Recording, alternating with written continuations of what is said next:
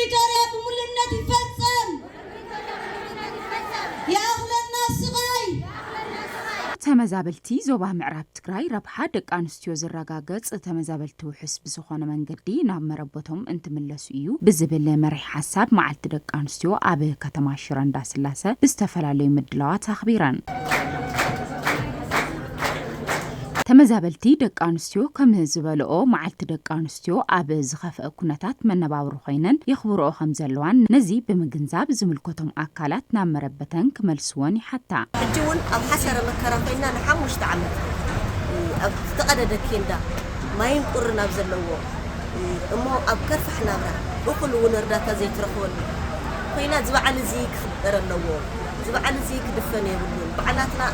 ኣይንደፍንን ብማለት በዓል ዘሎ ሕጂ ማርጀን ንሕልፎ ዘለና የውቅዕ ንሕና ንዓድና መለስና ኢና ዓድና ክንምለስ ኢና ንደሊ ብሓፂሩ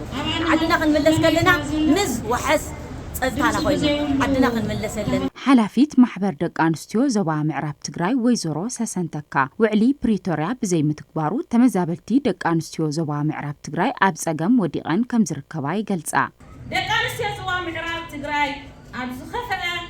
ስነልቦናውን ኢኮኖሚያውን ማሕበራውን ጸገማት ወዲቐን ይርከባ ኣለና